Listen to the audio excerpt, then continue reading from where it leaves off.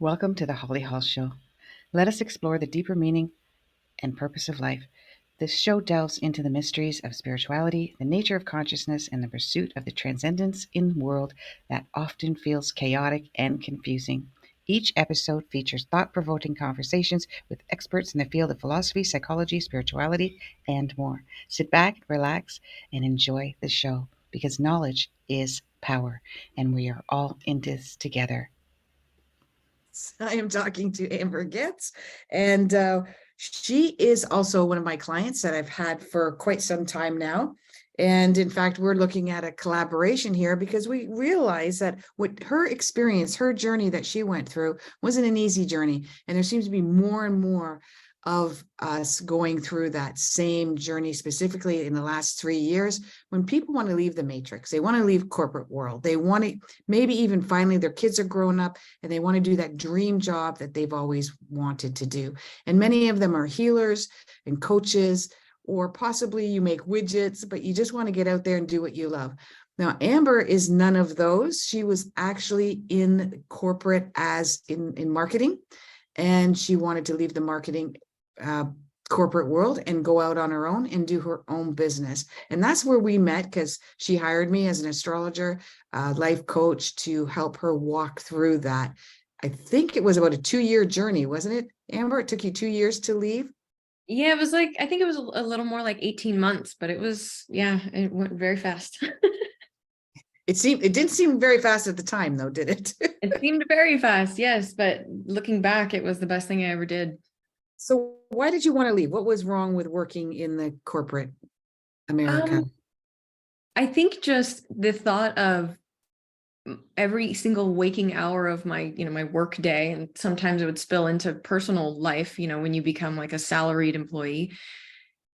I started to realize, like, I am working towards someone else's master plan or someone else's dream. I'm not working on Amber's plan. This is what Amber's not passionate about this. And I think, yeah, it just came down to, I really feel that my skill set is powerful and helpful. And I was like, I want to be able to apply this to individuals, to people, help them, build their dreams. So yeah, leaving and kind of building my own thing was where I was headed.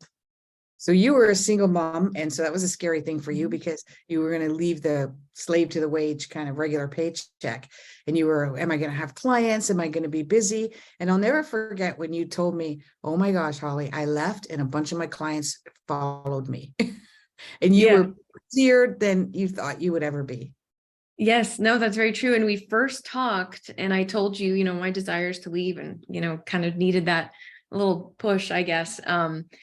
Yes, that feeling of not having a check that's coming from someone else, every week, every biweekly, whatever it is, was terrifying. All the things that come along with it, that job security. But in reality, like when you get kind of stuck in that corporate world, there's not really job security. Like it's all nonsense. Like at any moment, they can just get rid of you. They don't care. You're just a number. You're just literally an employee with a badge. That's it. But I think just doing the work, I had a lot of meditation, a lot of journaling, and kind of changing the way I spoke about myself and what I know I could provide and bring to other people, just taking those first 2 steps.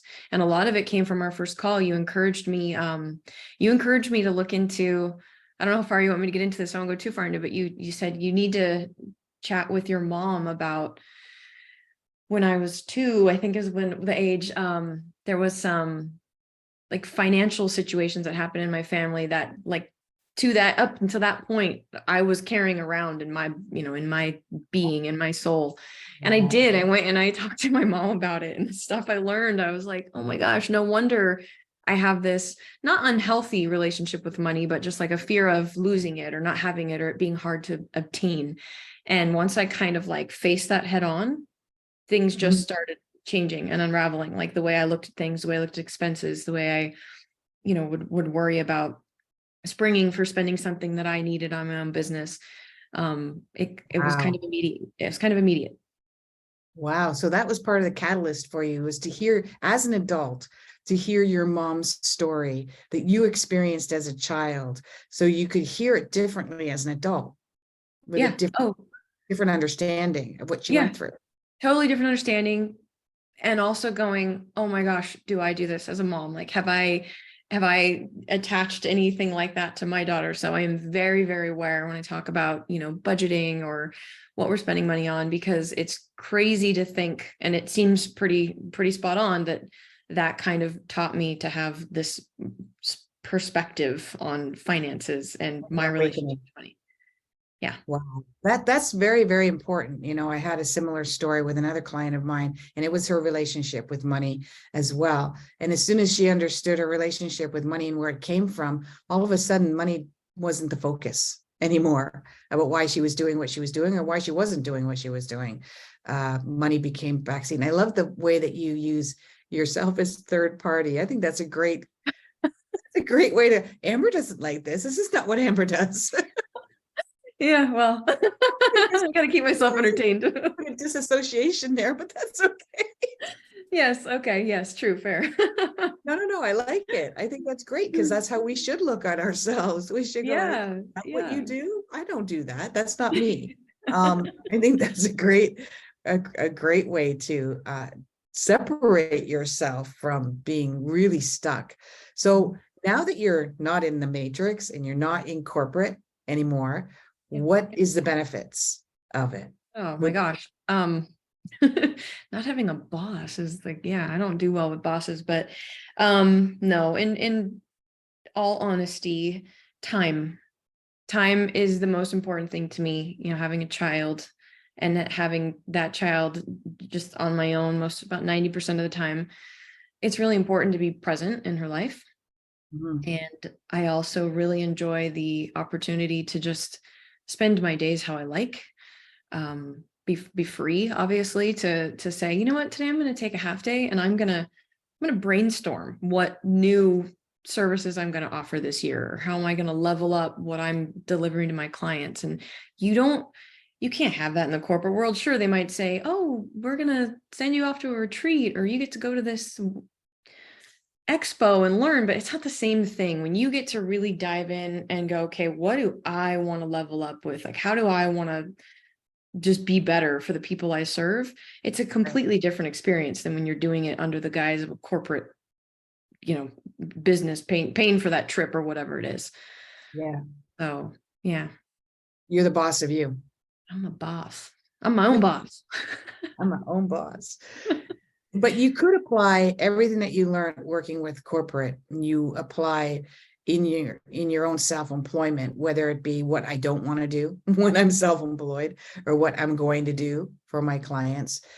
How do you get your repeat clients? Are they the same clients coming back regularly, or is it a lot referral, or being in marketing? Is it your marketing and branding? It's a little bit of everything. I would say number one, it's referrals. It's referrals from past clients. You yourself have referred me a few people.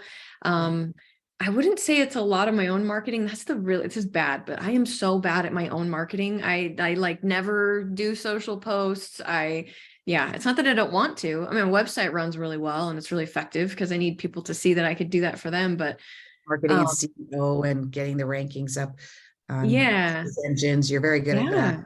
Well, I want to be able to show them, like, see, this is the report of how my site runs. This is where we need to get you. So, that, and I'm such a geek, like that's where my heart's at. Like, I want to get into the code. I want to clean it up. I want to make it fast. I want to make it effective. Yeah. Yeah. I love it. What's the 3 tips that you can give people for what they need to do to leave the matrix? Oh my gosh. Okay. Let's see. I think set a realistic goal for yourself. And I think that takes some time. It's not a quick thing. That's not I'm in a year, like really think it through. Like, what's realistic? And if that means just meditate on it for a week, or, whatever you got to do, like find a realistic goal. Like, this is when I'm going to be done. This is when I'm going to be done. And I'm going to be just working for myself. And I think, then you've got from point A, which is now, to point B, which is your goal deadline. Think through what is it that you're passionate about? Like, what do you really want to put out into the world to help others? Because I believe that that's where we all shine, is when that's our true intention, is to help other people. Yeah. I think once you've got that, and you can just start living in it, and speaking in the present tense of this is who you are right now. If your dream is to go out there and, be a a massage therapist, right? You want to be a healing massage therapist, like start speaking right now. Like the clients I serve are, when I show up to an appointment, I do this, like just already start walking the walk, because I feel like that just kind of throws you forward into that trajectory, and there's no stopping it after you've changed that in your mind. What makes it easy for them to leave the matrix, if anything? No, that's a good question. I think when you start living in it, it becomes so real, and you've kind of like restructured everything around you to get you in that state of mind and safeguard you. If you're working towards becoming a massage therapist, you've been slowly building up and getting the tools, and you've already been thinking through what your schedule is going to look like, and you're already living it anyways. And I think, that's what kind of worked for me. It was like I went from working 2 hours in the morning before my daughter went up to go to school and before I went off to my corporate job, and then I'd come home, and while she's playing outside, I'd work 2 more hours, till 7 o'clock at night, or after she went to bed. I just decided, like, I'm going to take those 4 hours and I'm going to find a way to integrate those into my day, keep moving forward until I ain't going to the corporate job anymore. And then you're like, wow, I used to have 4 hours. Now I have 8, or, however much you decide to dedicate to yourself. So You've been doing this for 2 years now? Yeah, no, April 2020. April 2020 was when I walked. So 3 years now. Wow, 3 years this month. April. Wow. Happy anniversary. Wait a minute, Holly. April No. 10th, 2020. Out. That's today. That's 3 years ago today. That is so weird. I'm like, oh, it's April 10th, and I'm like, whoa. Wow, that's creepy. And you know what? We're gonna close this because Amber and I connected again, because she's suddenly having this influx of coaches and healers that are wanting to do start their own business, leave corporate, etc. I started talking to her because you had another reading with me, and I started talking to her about how I wanted to create this program for people like me who want to get out there and start their own business as well. So we've decided we're going to collaborate, because she's got the best of both worlds, basically. I think that that's interesting that we've kind of discussed it prior to this podcast and launching it on the anniversary of really weird. 3 years. 3 years. That's it. That's really neat. And that's a magic number 2. And angel number 3 is body, mind, and soul. It's the whole package. Yep. I love it. Wow, me too. Thank you for sharing your story with us. And this is going to inspire people that, come from I kind of came from corporate, regular matrix business as well years ago. And I think we all do eventually work our way towards self-employment. Specifically, one of the main tips I would give people is if you have worked job after job and you didn't like your boss and you didn't like your manager and you never got along with the people that were superior to you, it's not you. It's that you're a self-employed entrepreneurial personality or soul, and you can't work for other people. We can't work for other people. We're autonomous. We're self-managed. We work best on our own. And I want to thank you, Amber, for your time. I don't think this is the last time people will see us doing something together on a podcast. Yeah, I hope so. Yeah, thank you. I hope everything I shared helps as well. And I look forward to all the really cool stuff we're going to do. I know it will. Thank you. Okay, everyone. Thank you for listening. Namaste. I am a master astrologer who have helped many clients to make a transition into the world that they love and is supporting their deeper soul's mission. Every Monday, we'll add a new episode. So like and subscribe, and don't forget to hit that notification so that you can get notified every Monday when